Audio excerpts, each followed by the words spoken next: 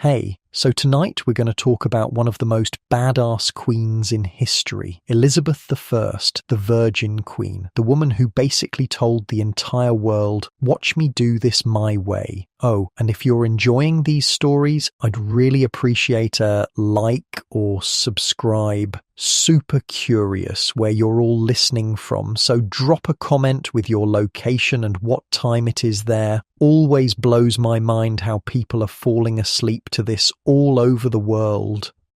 Alright, find that cozy spot, take a nice slow breath, and just let your body sink into whatever you're lying on. We're heading back to 1533, and trust me, you're going to be real grateful for that mattress by the time we're done. So congratulations.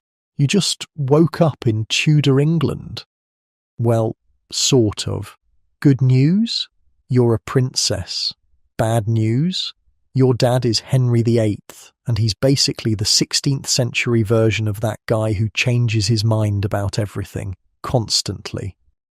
You're lying in a cradle at Greenwich Palace, and your name is Elizabeth, named after both your grandmothers, which seemed like a safe choice at the time. Your mother is Anne Boleyn, and right now she's pretty much on top of the world. She just gave birth to what everyone hoped would be a prince, but, well, you came out a girl instead. Oops.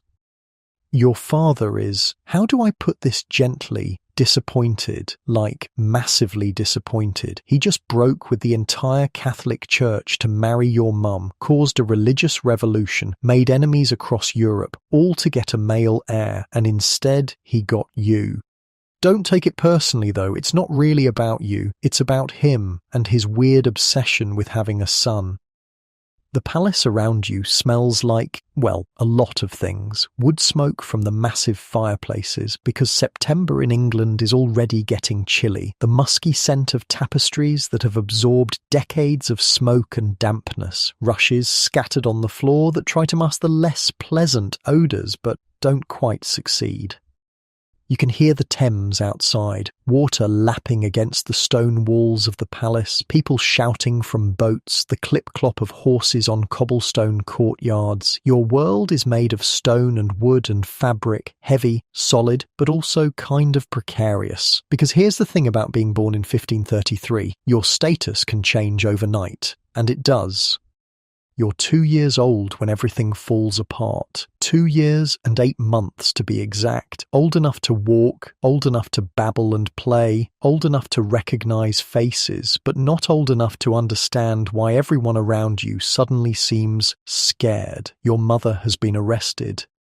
Now, you don't understand any of this yet. You just know that Mum isn't coming to see you anymore. The people who take care of you are whispering a lot. They keep looking at you with these worried expressions, like they're not sure what's going to happen to you. And honestly, they're right to be worried. Your father has decided that your mother is guilty of adultery, treason, basically everything terrible you can imagine. The charges are, well, let's just say most historians think they were completely made up, but your dad wants to marry wife number 3, Jane Seymour, and your mum is in the way. So on May 19th, 1536, your mother is beheaded at the Tower of London.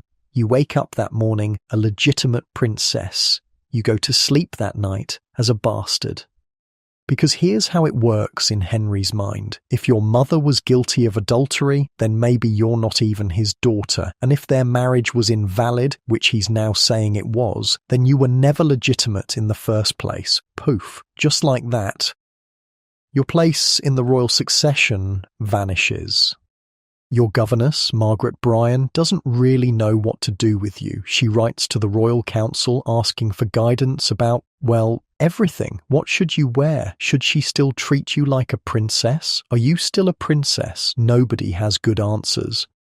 Your household gets smaller, less fancy. Your allowance gets cut. Some of your servants are dismissed. The fine clothes and toys slow to a trickle. You're moved from Greenwich to Hatfield House in Hertfordshire, which is lovely, don't get me wrong, but it's basically royal exile for toddlers. And here's the wild part. You adapt, because you're 2 years old and 2-year-olds are surprisingly resilient. You don't remember being a legitimate princess anyway, so this becomes your normal.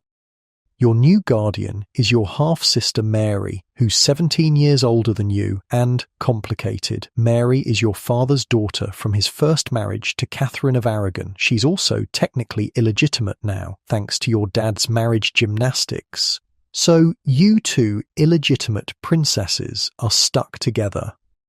Mary is, how do I put this, intense. She's deeply Catholic in a country that's becoming Protestant. She's bitter about what happened to her mother, and she's not exactly thrilled about you, since your birth kinda ruined her life too. But she does her duty, takes care of you, makes sure you're fed and clothed and educated. The house at Hatfield is quieter than the palace. Red brick walls, diamond-paned windows that let in soft filtered light, gardens where you can actually run around and play without worrying about protocol. Your world gets smaller, but also more intimate. You learn to read early, like really early. Your governess, a woman named Catherine Champernowne, but everyone calls her Cat Ashley, discovers that you're basically a sponge for learning. She starts teaching you languages, French, Latin, Italian. You pick them up like other kids pick up nursery rhymes.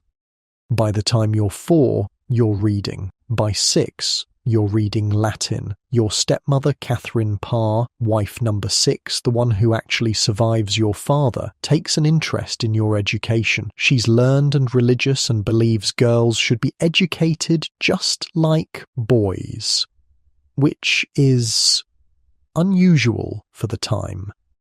Catherine arranges for you to have proper tutors, real scholars, the same ones teaching your little brother Edward, who was born when you were 4. Edward is the legitimate male heir your father always wanted, the golden boy, the prince.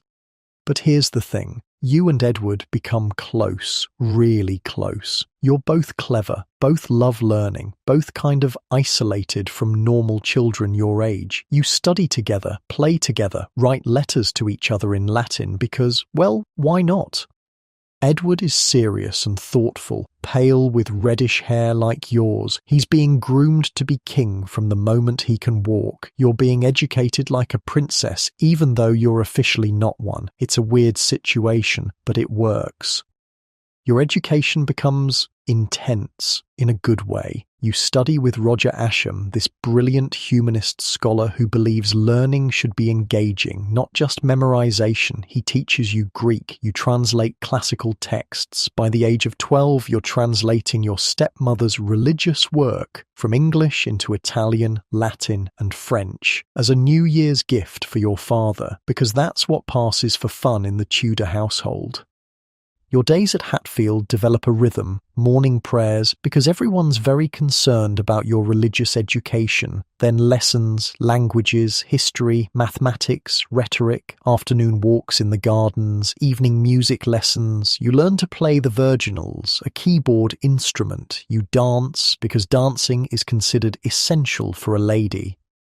The rooms smell like beeswax candles and ink from your studies. In winter, there's always the scent of wood fires, oak burning in massive fireplaces. The windows rattle when the wind picks up across the Hertfordshire countryside. Your clothes are wool and linen, scratchy but warm.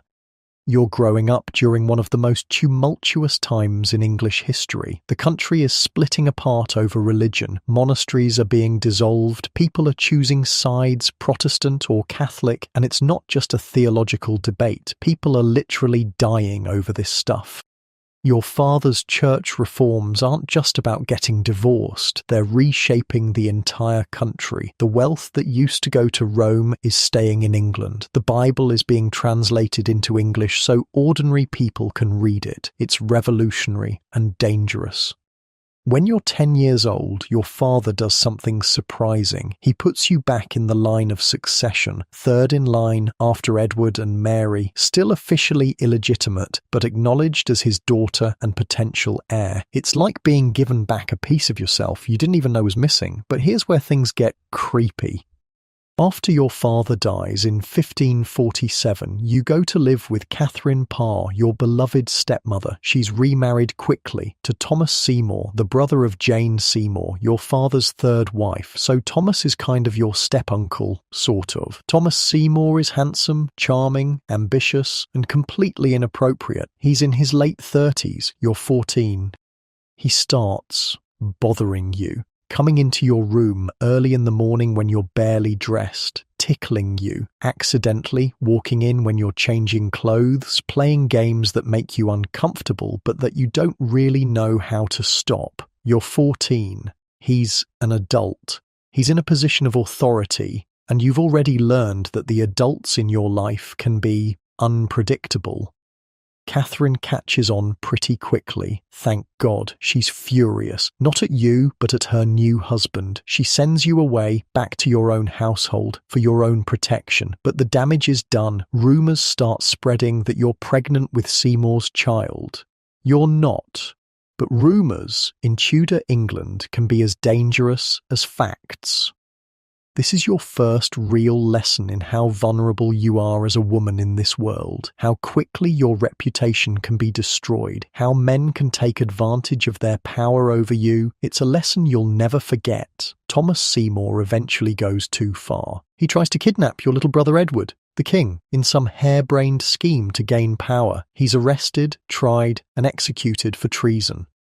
You're questioned about your relationship with him, intensely questioned. You're 15 years old and you have to convince a council of men that you weren't involved in treason, that you weren't seduced, that you weren't pregnant, that you weren't plotting against your brother, the king. You handle it perfectly. You're calm, dignified. You give careful, measured answers that reveal nothing while denying everything. You show them that you're not some silly girl who can be manipulated. You're a Tudor and you're learning to think like one. Your brother Edward is king now, but he's just 9 years old when your father dies. The real power is held by a council of regents, ambitious men who are all jockeying for position. It's messy, dangerous. Everyone's plotting against everyone else. You stay out of it. Keep your head down. Focus on your studies. Live quietly at your various houses. You're learning patience, caution, how to survive in a world where being royal can get you killed just as easily as it can make you powerful. Edward is brilliant, but sickly, pale and thin and coughing too much. You visit him when you can.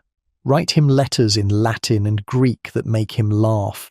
He's your little brother, your friend, your link to legitimacy. But you can see he's not well, and if Edward dies without children, the crown goes to Mary, your deeply Catholic, increasingly bitter half-sister Mary, and if Mary dies without children, it comes to you, the bastard princess who learned 6 languages, who survived her mother's execution and her father's rejection and Thomas Seymour's inappropriate attention, who's been quietly getting ready for something she's not even sure will happen. You fall asleep at Hatfield House on a cold winter night in 1552, listening to the wind rattle the windows. Tomorrow you'll wake up and study Greek with your tutor, practice your music, walk in the gardens, live the quiet life of a princess who might someday be queen.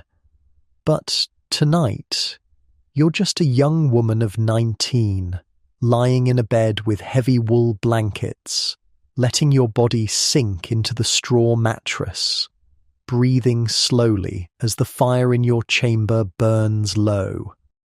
You don't know yet that your brother Edward will die next year, that Mary will become queen, that you'll spend time in the Tower of London, the same tower where your mother was executed. For now, you're safe, warm, educated, prepared for whatever comes next, even if you don't know what that is yet. Sleep well, future queen. You wake up to the sound of hoofbeats, fast hoofbeats, the kind that mean urgent news. It's July 6th, 1553, and you're 20 years old now, living your quiet life at Hatfield House. But something in the air feels different today. Wrong. The messenger who arrives is sweaty, out of breath, and bearing news that changes everything. Your brother Edward is dead at 15 years old, the same age your mother was when she first caught your father's eye.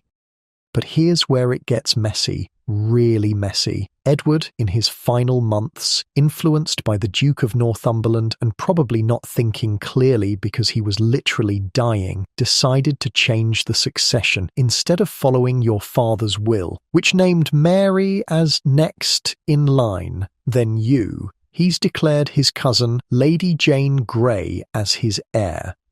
Jane Grey, sweet, scholarly, Protestant Jane, who is, and this is important, married to the Duke of Northumberland's son. What a coincidence, right? Jane is probably sitting in some manor house right now having the worst day of her life, because being declared queen when you're 16 and didn't ask for it, well, that's not exactly a blessing in Tudor England. Mary, your half-sister, is not having any of this. She's 37 years old, deeply Catholic, and has been waiting her entire life to be queen. Some teenage cousin isn't going to steal that from her, so Mary does something brilliant. Instead of rushing to London and getting herself arrested, she heads to Norfolk, gathers supporters, builds an army, basically says, "I'm the rightful queen according to Henry VIII's will, and if you want to argue about it, bring soldiers." Well, you're in the worst possible position, caught between two queens. If you support Jane and Mary wins, you're dead. If you support Mary and Jane wins, you're also dead. And if you try to stay neutral, both sides will assume you're plotting against them. So you get sick, conveniently sick.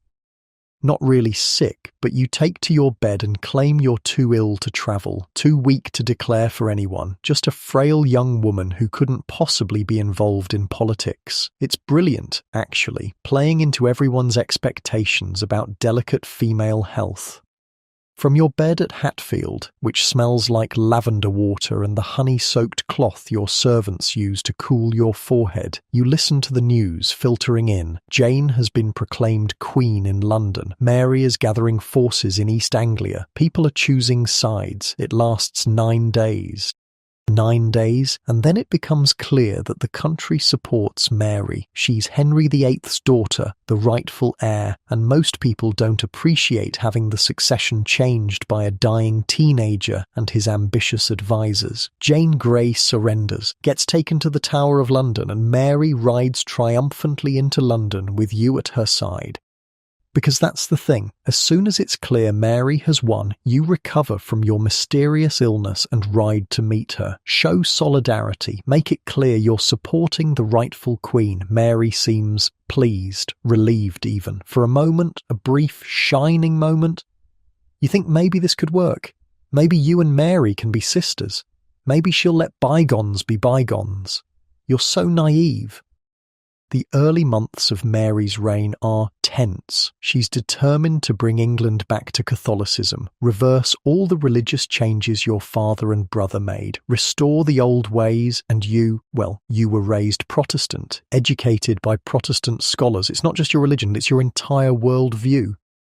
But you're smart. You start attending Catholic Mass. You conform. You make the right noises about wanting to learn more about the true faith. You play the part of a confused young woman who needs guidance. It tastes like ash in your mouth.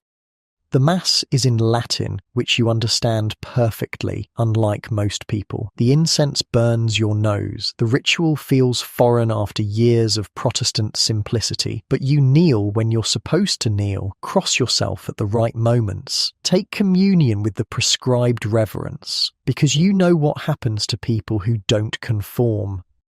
Mary wants to marry Philip of Spain, King Philip, son of Emperor Charles V, and one of the most powerful men in Europe. It's a good match politically. It'll bring England into Spain's sphere of influence and help Mary restore Catholicism. But the English people hate it. Really hate it. They don't want a foreign king, don't want to be dragged into Spain's wars, don't want England to become a Spanish satellite, and they definitely don't want to see England's independence sacrificed for Mary's religious goals. So they rebel. Thomas Wyatt, son of the poet, leads an uprising in Kent. His plan is to prevent Mary's marriage to Philip, remove Mary from the throne, and put you in her place. You know nothing about this. Nothing. You're at court, trying to stay out of trouble when word comes that Wyatt is marching on London with your name on his banners. Your blood turns to ice water. Mary summons you. Her face is like stone, her eyes hard and suspicious. She asks if you knew about Wyatt's rebellion, if you supported it, if you encouraged it. You didn't. But that doesn't matter. In Mary's mind, in everyone's mind, you're the obvious alternative to her rule, the Protestant princess who could unite all the opposition to her policies. You deny everything, calmly, clearly, with just the right amount of hurt confusion. How could she think you would betray her? You're her loyal sister. You want nothing but to serve God and your queen. Mary doesn't believe you. On March 18th, 1554, you're arrested and taken to the Tower of London, the same tower where your mother died 18 years ago. The barge ride down the Thames is the longest journey of your life. Grey stone walls rising from the dark water, ravens circling overhead like omens, the sound of oars cutting through the murky river, each stroke taking you closer to the place where royal heads get separated from royal shoulders. You enter through the same gate your mother used, Traitor's Gate, they call it, the water gate where all the doomed prisoners arrive. Your hands are shaking, you can't help it, but you keep your chin up, your expression calm, because you know people are watching, judging, looking for signs of guilt or fear.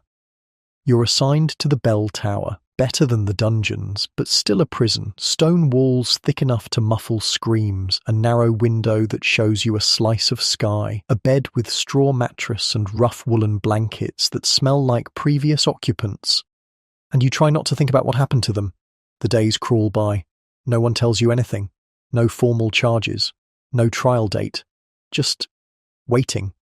Wondering if today will be the day they come for you. You wake every morning to the sound of ravens, harsh, guttural calls that echo off the stone walls. Your cell is cold, always cold, even though it's spring. The dampness seeps into your bones, your breath fogs in the morning air.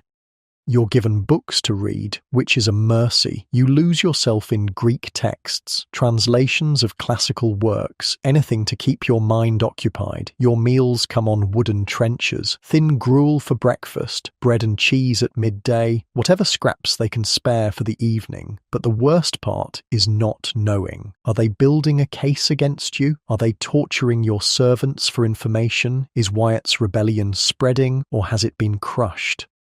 The isolation is suffocating. You're used to being surrounded by people, tutors, servants, courtiers. Now it's just you, the guards, and the weight of stone walls pressing in. After 2 months of this, you're moved to Woodstock Palace, not freed, just transferred to a more comfortable prison. It's an improvement, bigger rooms, better food, the ability to walk in gardens, but you're still under guard, still suspected of treason.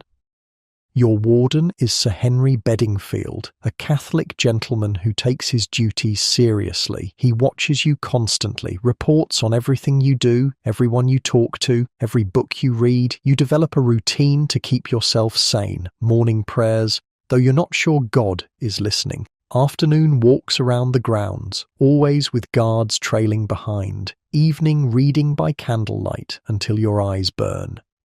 The seasons change around you, summer heat giving way to autumn rain. You watch leaves fall from your window, each one a day closer to, what? Release? Trial? Execution? You write letters, careful letters to Mary, protesting your innocence, asking for an audience, begging to be allowed to prove your loyalty. Most go unanswered. Gradually, slowly, news filters in.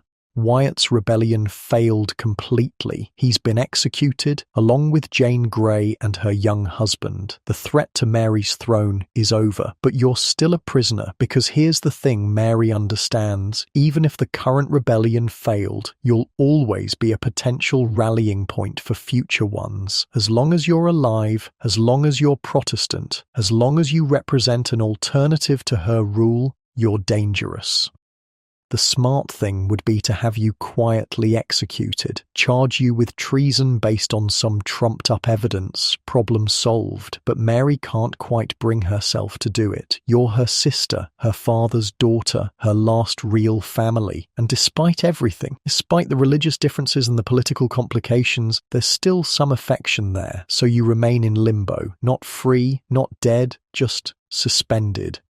During your months at Woodstock, you learn patience like you never knew before, real patience, the kind that comes from having absolutely no control over your situation. You can't charm your way out, can't negotiate, can't do anything but wait and hope Mary's conscience keeps you alive.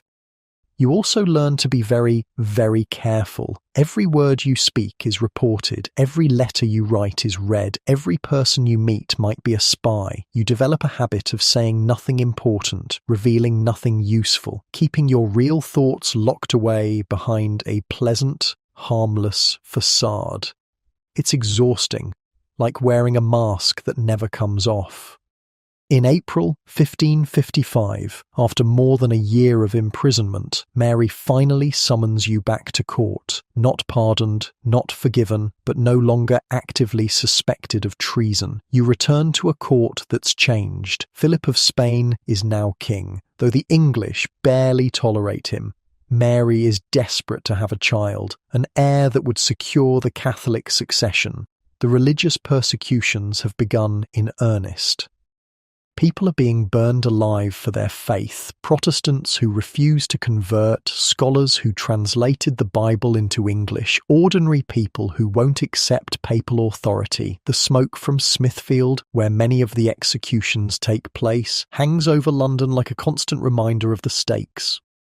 You attend court functions, smile at the right moments, express appropriate devotion to the Queen and King, but inside, you're cataloguing everything, learning who can be trusted, who supports what, how to navigate this dangerous new world. Mary treats you with wary politeness. She needs you visible, needs to show that the royal family is united behind her rule, but she also watches you constantly for signs of disloyalty. You give her none.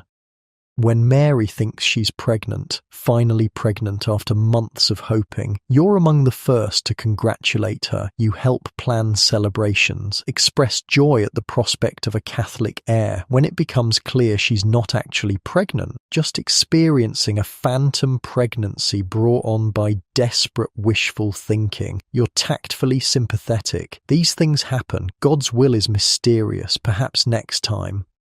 You become very good at saying nothing while appearing to say everything. Mary's health starts declining. The stress of ruling, the disappointment of her marriage, the failure to produce an heir, it's all wearing on her. She's in her 40s now, getting older, in a world where 40 is practically elderly. And slowly, quietly, people start looking at you again, not as a threat this time, but as a future. The next queen, the Protestant alternative who's proven she can be diplomatic, who's survived imprisonment and suspicion, who's learned patience and caution. You don't encourage this. Don't discourage it either. You just exist. Visible but not threatening. Available but not eager. On November 17th, 1558, Mary dies. No dramatic deathbed scene, no final words of wisdom, just the quiet end of a woman who tried to restore what she thought was right and failed. You're at Hatfield House when the news arrives, the same Hatfield where you grew up, where you learned Latin and Greek, where you pretended to be sick during Jane Grey's brief reign. The courtiers arrive within hours, kneeling, proclaiming you queen. Elizabeth I, by the grace of God, Queen of England and Ireland. You're 25 years old. You've survived your mother's execution, your father's rejection, imprisonment in the Tower, years of religious persecution, suspicion of treason, and the constant threat of death. Now you're queen of a country that's broke, religiously divided, surrounded by enemies, and expecting you to fix everything. Good news? You're finally in charge of your own destiny. Bad news? Everyone's watching to see if you'll be able to handle it. But as you kneel under an oak tree in the gardens at Hatfield, as the November wind cuts through your cloak and the courtiers wait for your first words as Queen, you feel something you haven't felt in years. Hope. You've been preparing for this moment your entire life, through education, through survival, through learning to navigate the deadliest court in Europe without losing your head. Literally, tomorrow you'll ride to London, take possession of your kingdom, start the business of ruling. Tonight, you're still just Elizabeth, the bastard princess who learned 6 languages, who survived the tower, who's about to become the most powerful woman in Europe. Sleep well, Your Majesty. The crown is heavier than you expected. You're sitting in Westminster Abbey on January 15th, 1559, and the weight of it, well, it's not just the gold and jewels pressing down on your skull. It's the weight of expectation, of responsibility, of a kingdom that's been through hell and is looking to you to somehow fix everything. The abbey smells like incense and centuries of prayers, stone walls that have witnessed the crowning of kings since William the Conqueror. The December air is bitter cold, your breath visible in little puffs as you speak the ancient words that bind you to England forever.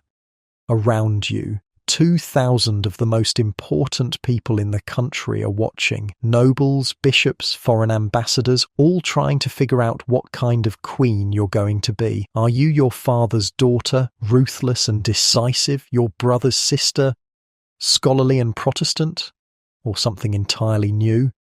You're wearing white, the colour of purity, because you're unmarried. The Virgin Queen, though you haven't started calling yourself that yet. Your red hair is elaborately styled beneath the crown, your hands steady as you hold the sceptre and orb that symbolise your power. But inside, you're terrified.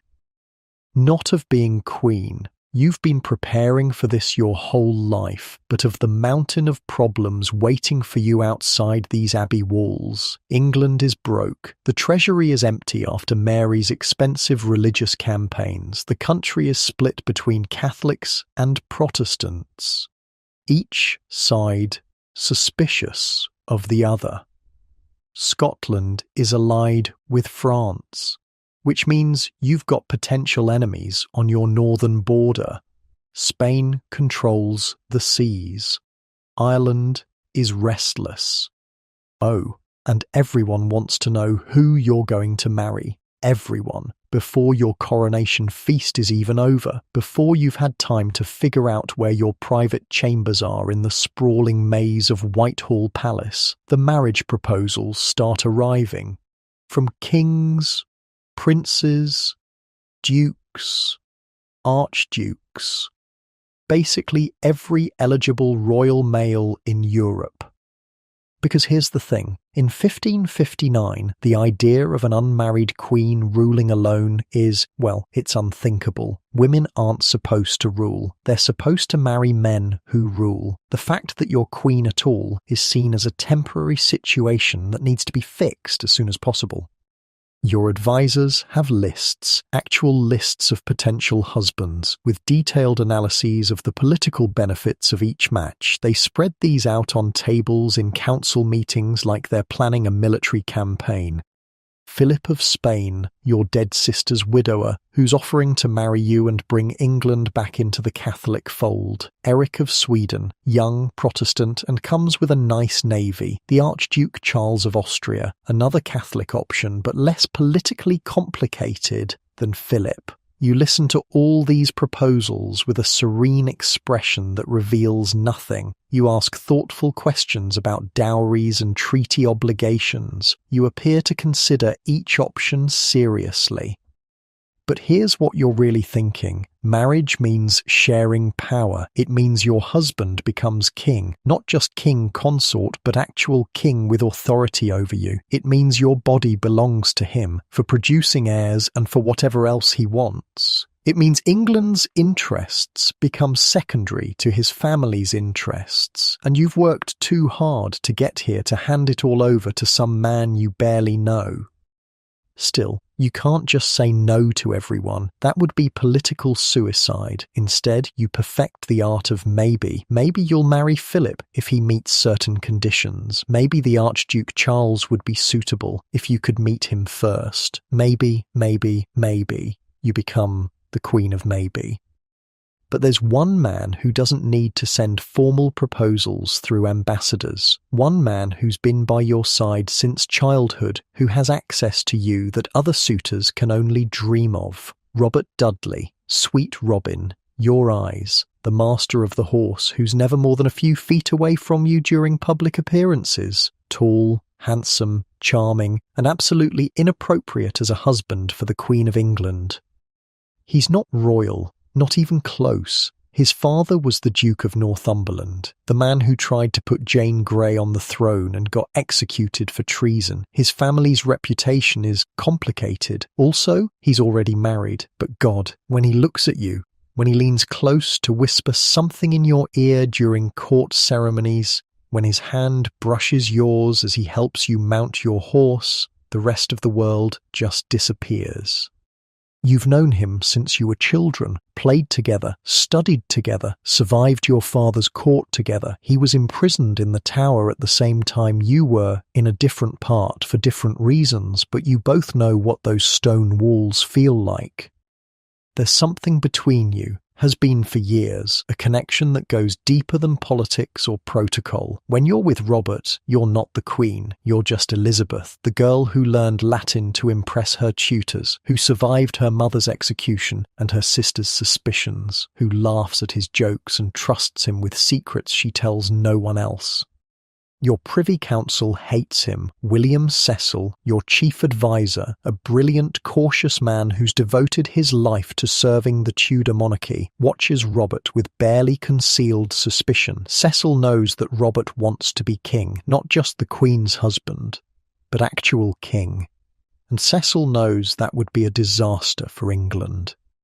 The foreign ambassadors hate him too. They report back to their masters that the Queen of England is besotted with an unsuitable Englishman, that she's making decisions based on her heart instead of her head, that she's weak and easily manipulated. They're wrong about the last part. You're not weak, not easily manipulated, but they're right that Robert affects you in ways that other men don't. You give him Kenilworth Castle, one of the most magnificent estates in England, a royal palace that you're essentially gifting to a man who's not your husband. The gesture raises eyebrows, creates gossip, sends every foreign court into fits of speculation about what exactly is going on between you two. In September 1560, Robert's wife, Amy, dies. She falls down the stairs at Cumnor Place, her family's estate, and breaks her neck. It's a tragic accident, the kind of thing that happens when you're dealing with steep stone steps and long, heavy dresses, except nobody believes it's an accident.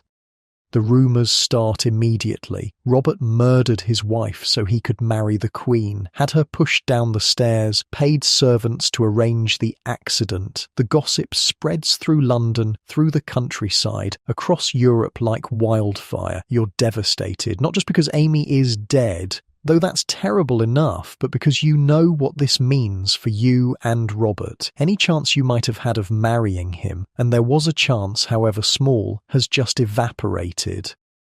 You can't marry a man who's suspected of murdering his wife to get to you. Even if you believe he's innocent, which you do, the scandal would destroy your reign before it really began. No foreign power would take you seriously. No English subject would respect you. You'd be seen as the queen who sacrificed her kingdom for her passions. So, you send Robert away from court, temporarily, just until the investigation into Amy's death is complete, until the gossip dies down, until it's safe for him to return. The investigation clears him of any wrongdoing. The coroner's jury rules Amy's death accidental. But the damage is done.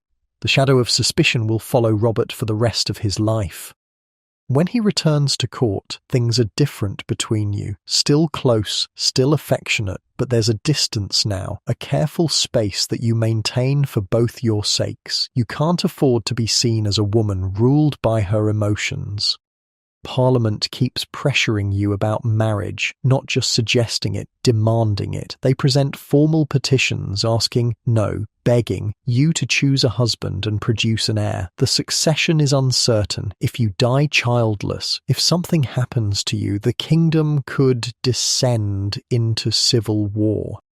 You listen to these petitions with patience that you don't feel. You give gracious responses about considering your duty to the realm, about trusting in God's providence, about hoping to marry when the time is right. But privately, you're furious. How dare they treat you like a prize cow that needs to be bred? How dare they assume you can't rule effectively without a man beside you? You channel that fury into proving them wrong.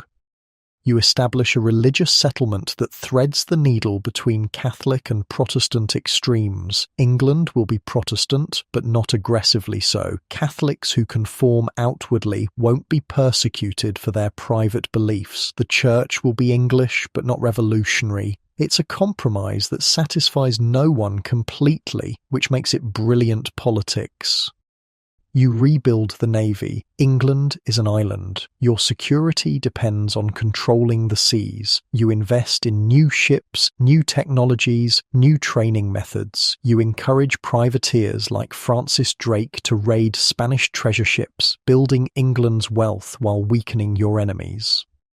You surround yourself with brilliant advisors and then actually listen to them. William Cecil becomes your right hand, the steady, careful voice of reason. Francis Walsingham develops an intelligence network that rivals any in Europe. You learn to balance competing interests, to play different factions against each other, to be decisive when you need to be and patient when that serves you better.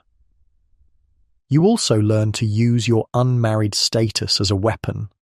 Every time England needs an alliance, you dangle the possibility of marriage. Need to keep Spain from attacking? Consider marrying Philip. Want France to stay neutral? Flirt with the Duke of Anjou? Need to secure Protestant support? Let rumours spread about Robert Dudley. Your virginity becomes one of your most powerful diplomatic tools. Meanwhile, a new threat is emerging from the north. Mary, Queen of Scots, your cousin, your rival, your potential successor, and a woman whose very existence complicates your life in ways you're still figuring out. Mary has spent most of her life in France, married to the French king's son, raised in the sophisticated French court. She's beautiful, accomplished, charming, and Catholic. She's also got a legitimate claim to the English throne, one that many Catholics consider stronger than yours. When her young husband dies and she returns to Scotland in 1561, you watch from a distance. Mary is only 19, young and inexperienced in Scottish politics. Scotland is controlled by Protestant lords who don't trust their Catholic queen. It's a volatile situation.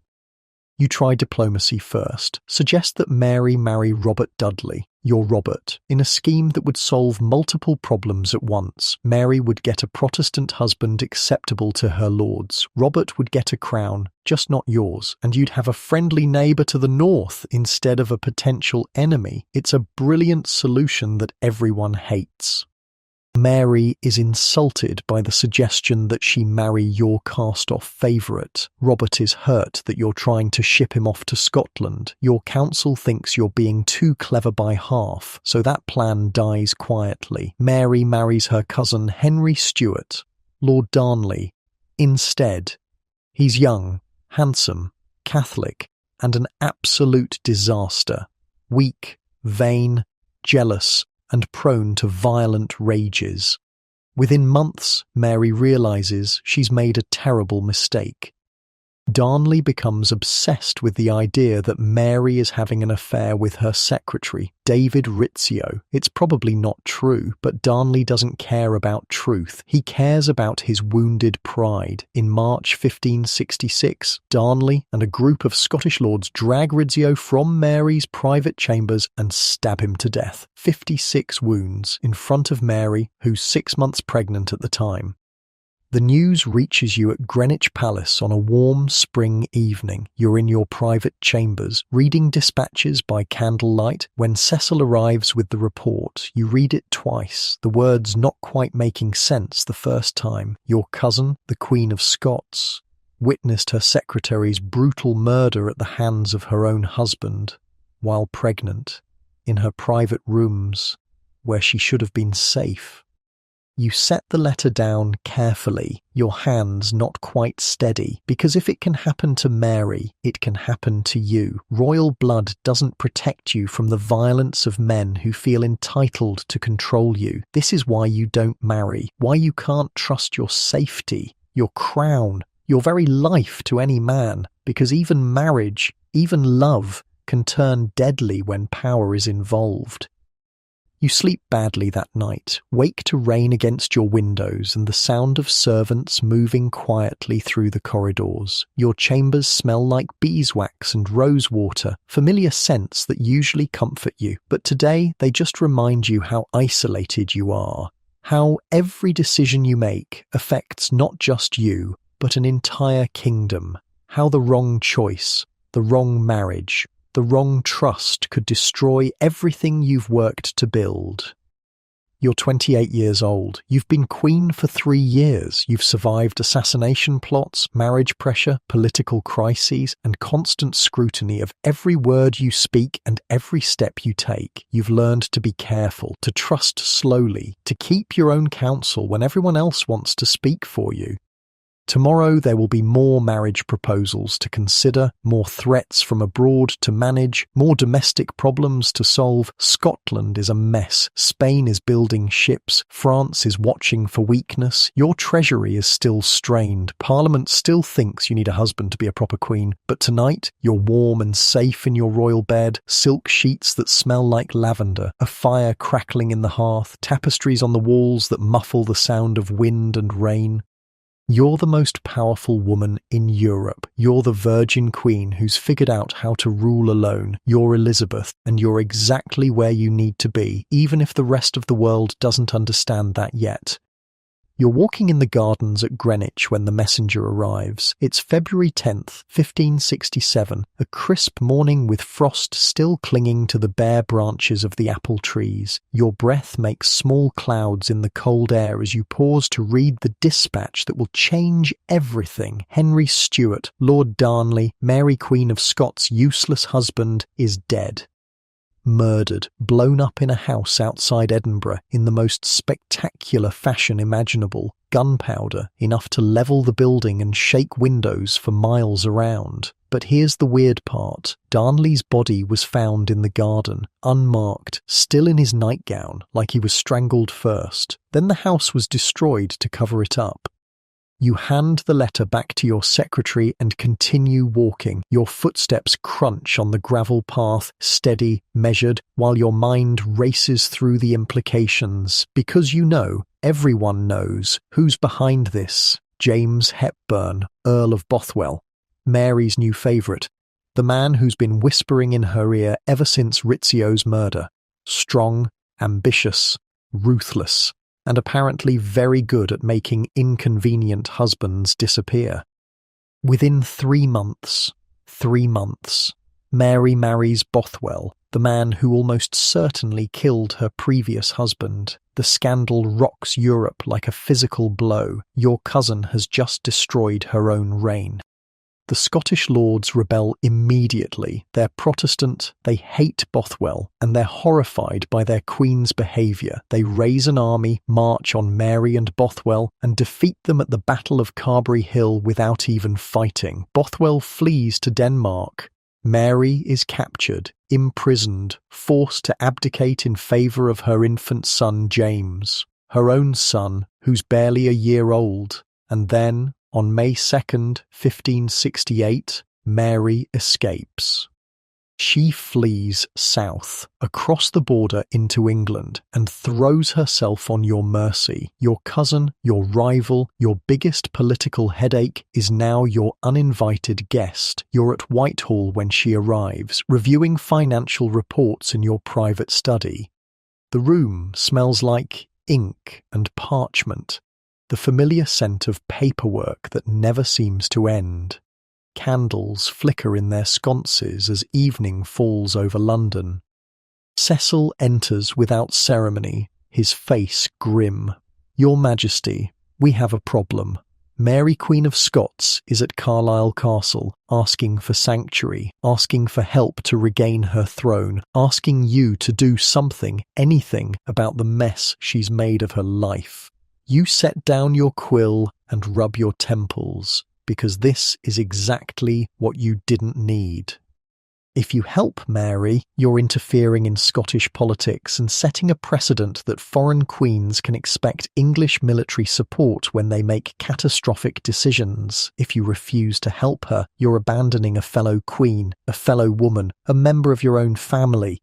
But if you send her back to Scotland, she'll probably be executed. The Scottish lords don't want her back. They're happy with baby James and his Protestant regents.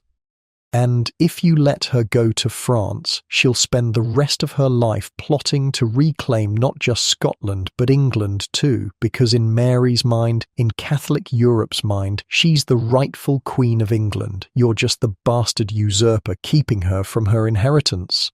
So you do the only thing you can do. You make Mary your guest, your very, very closely watched guest.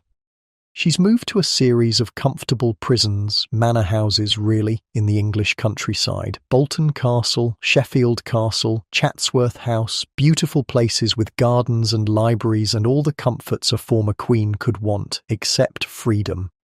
Mary is 35 years old when she arrives in England. Tall, striking, with auburn hair and the kind of dramatic beauty that makes men write poetry. She's been queen since she was 6 days old, raised in the French court, accustomed to luxury and deference and getting her own way. Now she's a prisoner, politely treated, respectfully guarded, but a prisoner nonetheless. And she's going to be your problem for the next 19 years. Because Mary doesn't accept her situation quietly. She plots, constantly. Letters smuggled out in wine barrels, messages hidden in book bindings, coded communications with Catholic supporters across Europe. She becomes the centre of every conspiracy against your throne.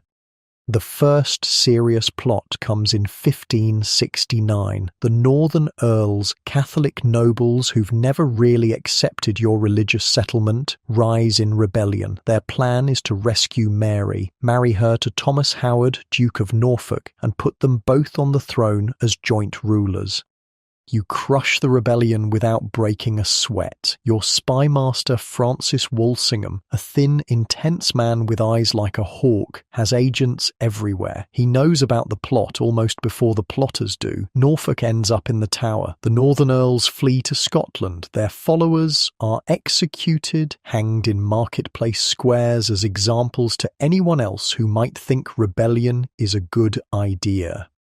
Mary claims she knew nothing about any of it. Absolutely nothing. She's shocked that anyone would use her name for such purposes. You don't believe her for a second. The problem is that as long as Mary lives, she'll always be a focus for Catholic opposition. Every discontented noble, every foreign power, every person who thinks you're illegitimate or heretical or just doesn't like your policies can rally around her as an alternative. Your advisors start suggesting carefully that maybe it would be better if Mary had an accident. Prison is dangerous. People fall downstairs, catch fevers, choke on their food. These things happen. You refuse, absolutely refuse. You're not going to become the kind of ruler who murders inconvenient relatives. That's not who you are. It's not who you want to be, and it's not how you want to be remembered. But God, she makes it difficult.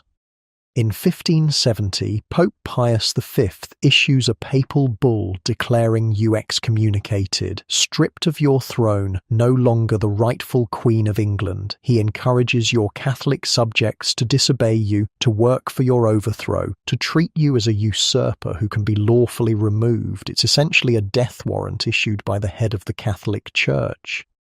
The bull doesn't have much practical effect. Most of your Catholic subjects ignore it, but it makes every conspiracy against you feel divinely sanctioned. It turns political opposition into religious duty. More plots follow. The Ridolfi plot in 1571. Another scheme to marry Mary to Norfolk and put them on the throne. Again, Walsingham's spies uncover it. Again, Norfolk ends up in the Tower. This time, you let Parliament execute him because you can forgive one act of treason, but not two. Meanwhile, your court becomes more magnificent with each passing year. You've been queen for over a decade now. You've survived multiple assassination attempts. You've proven you can rule alone. The initial skepticism about an unmarried queen has faded into grudging respect. Your progresses through the countryside become legendary spectacles. Every summer you load up hundreds of courtiers and servants and travel from estate to estate, letting your subjects see their queen, showing the flag in remote areas, and bankrupting your hosts with the expense of entertaining you properly.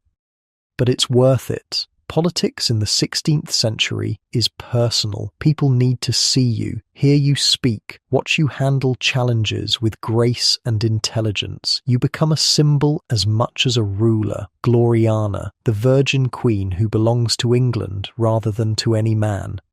Your courtiers compete frantically for your attention. They write poetry about your beauty, your wisdom, your divine right to rule. They wear your colours, adopt your badges, organise elaborate entertainments in your honour. Robert Dudley, still your sweet Robin after all these years, creates the most spectacular entertainment of all. In 1575, he invites you to Kenilworth Castle, the castle you gave him, for a 3-week celebration that costs him a fortune.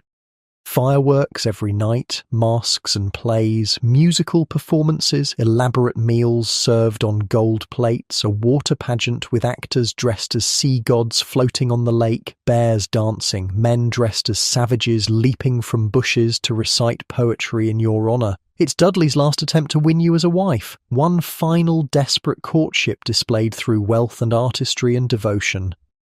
You enjoy every moment, dance until midnight, laugh at the performances, accept gifts of jewellery and books and exotic animals, but when the mask that's meant to end with a marriage proposal gets rained out, you don't wait for better weather. You leave, because you've made your choice years ago, and it wasn't Robert.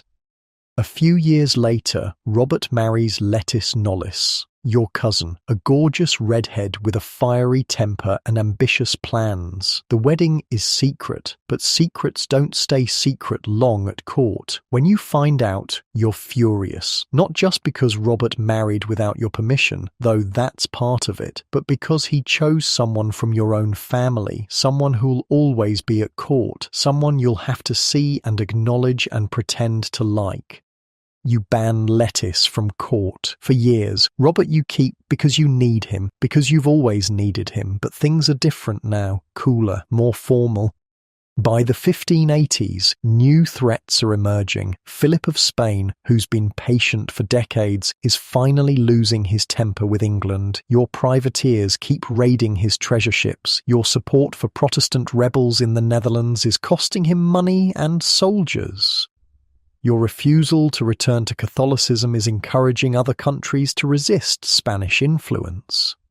Philip starts building ships, lots of ships, more ships than anyone has ever assembled in one place. He calls it the Armada, and its purpose is simple: invade England, remove you from the throne, restore Catholicism. Walsingham's spies bring reports of the preparations, shipyards working day and night, supplies being gathered, soldiers being recruited, maps of the English coast being studied. In 1586, everything comes to a head. Anthony Babington, a young Catholic gentleman with more enthusiasm than sense, organises the most serious plot yet against your life. The plan is to assassinate you, rescue Mary from her comfortable prison, and put her on the throne with Spanish military support.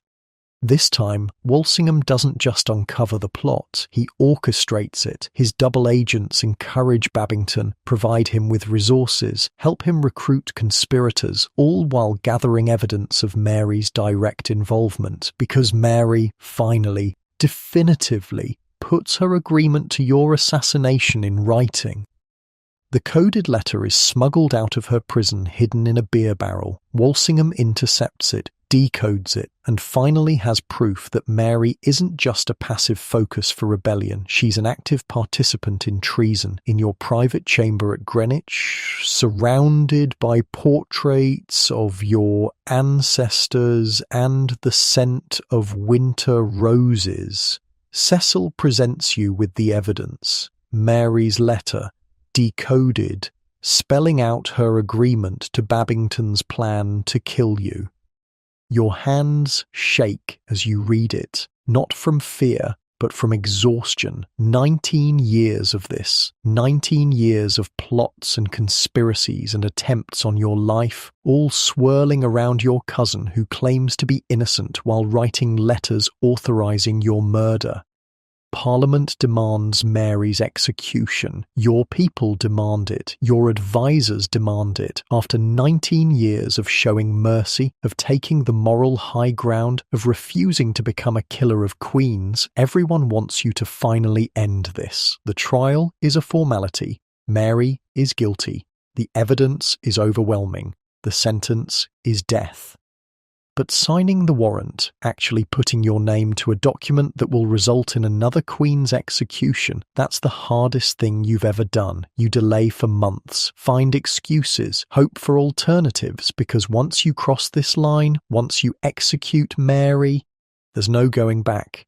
You'll be the queen who killed her cousin, the ruler who beheaded a fellow monarch. But Mary's letter keeps haunting you, your assassination, planned in detail, approved in writing. How many more plots will there be if she lives? How many more attempts on your life? Finally, reluctantly, with a heavy heart and shaking hands, you sign the death warrant. Mary Queen of Scots is executed at Fotheringhay Castle on February 8, 1587. She dies bravely, wearing red, the colour of Catholic martyrdom. Her final words are prayers in Latin, commending her soul to God. When news of the execution reaches Philip of Spain, he stops building ships and starts launching them. The Armada is coming, 130 ships carrying 30,000 men, the largest invasion force ever assembled against England. Philip's response to 19 years of English defiance and his revenge for Mary's death. You're 54 years old, you've been queen for almost 30 years, you've survived your mother's execution, your father's rejection, imprisonment in the Tower, religious persecution, countless marriage proposals, endless assassination plots, and the moral anguish of executing your own cousin. Now you face the greatest test of your reign. The mightiest empire in the world is coming to destroy you, to remove you from the throne, to undo everything you've built. But you're Elizabeth Tudor, you're the daughter of Henry VIII and Anne Boleyn. You're the queen who learned to rule alone, who turned her weaknesses into strengths, who built a navy and a nation that can stand against any enemy. Tomorrow, Spanish ships will appear on the horizon, but tonight, you're safe in your royal chambers, planning your defence, trusting in your captains and your people and your God. The greatest battle of your life is about to begin.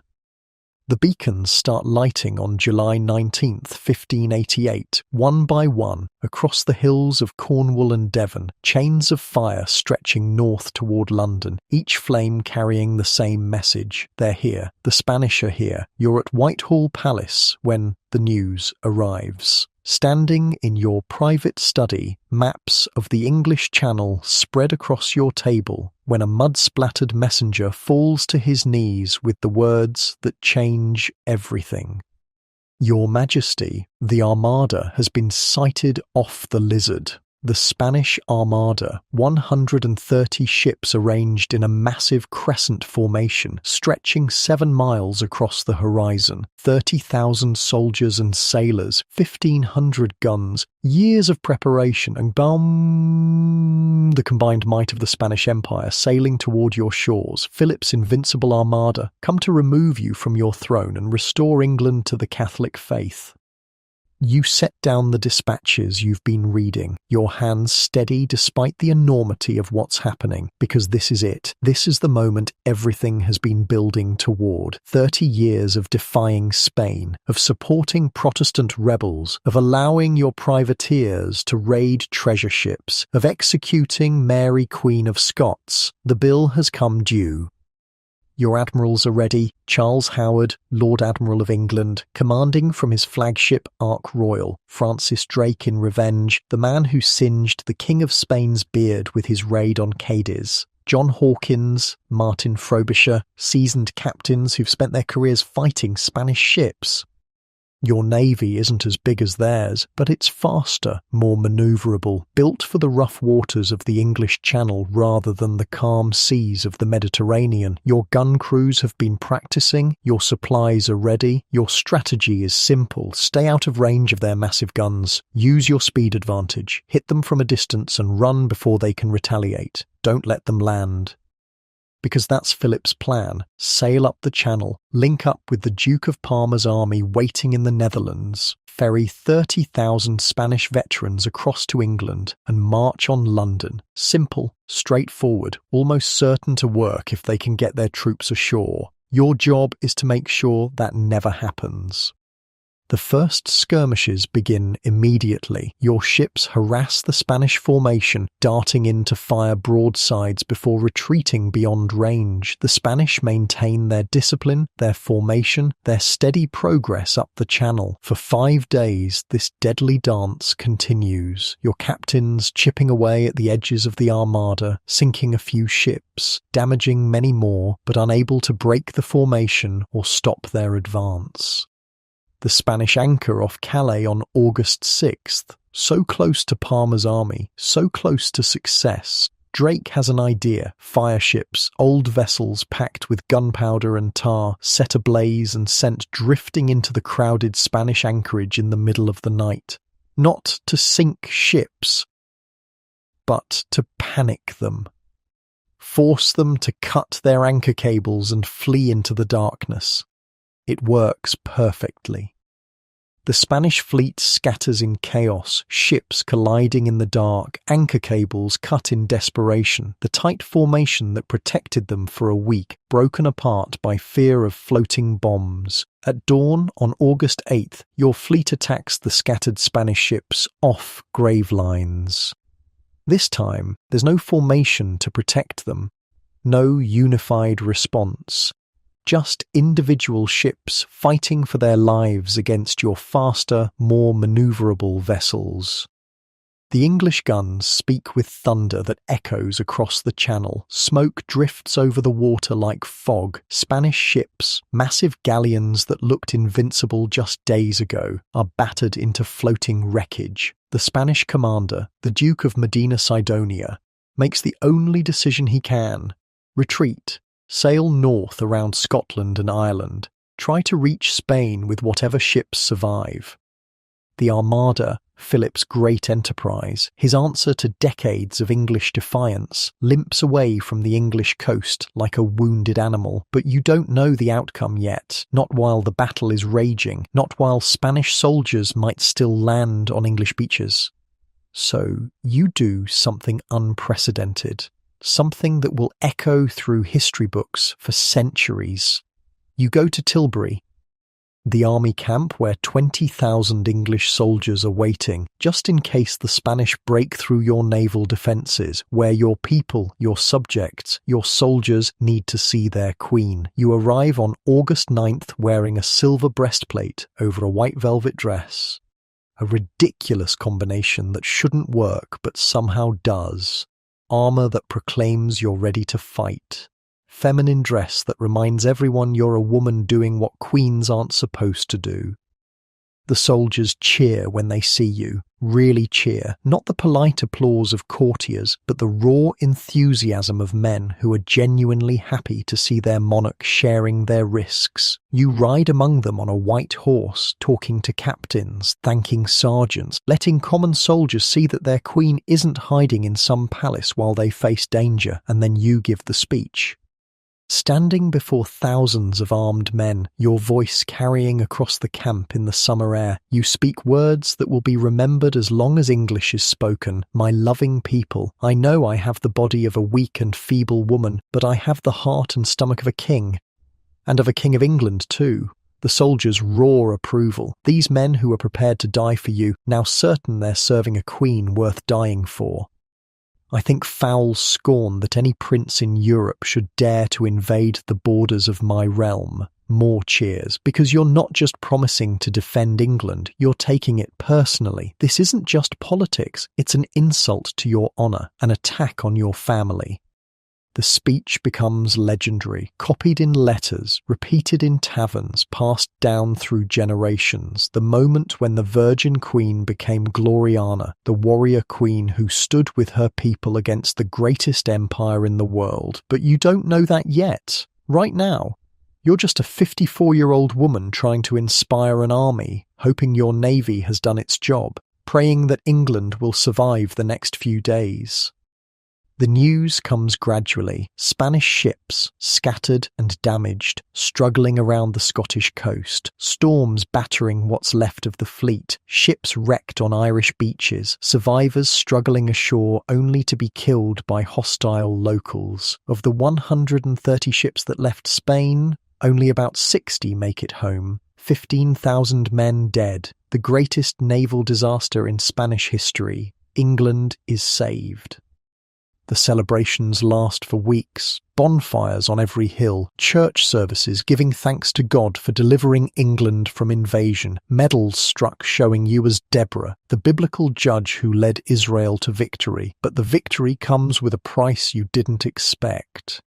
Robert Dudley, your sweet Robin, your oldest friend, dies just days after the Armada's defeat, as if he held on just long enough to see England safe, then let himself go.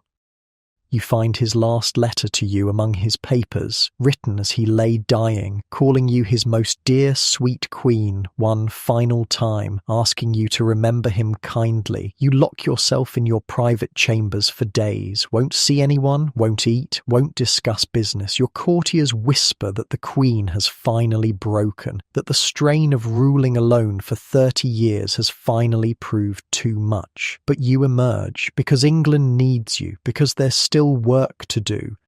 Philip doesn't give up. He builds more ships, launches more armadas, smaller ones in 1596 and 1597. Your navy defeats them all. Your captains, inspired by their victory over the Great Armada, become legends. Drake, Hawkins, Raleigh, names that Spanish sailors learn to fear. England becomes a naval power. Your privateers range across the world's oceans, raiding Spanish settlements, bringing home treasure, establishing trade routes, the foundation of what will someday become a global empire. Your court becomes a centre of learning and art. William Shakespeare writes plays that will outlive kingdoms. Edmund Spenser composes epic poetry in your honour. Musicians, painters, scholars all flourish under your patronage.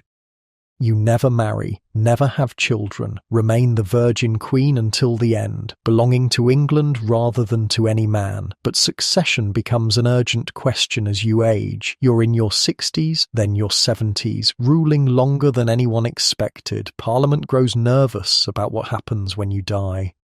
You refuse to name an heir. Partly because you don't want to encourage plots against you, partly because admitting you'll die someday feels like giving up power before you have to. But privately, secretly, you've made your choice. James of Scotland, Mary Queen of Scots' son, raised Protestant, already a king, the most logical candidate to unite England and Scotland under one crown.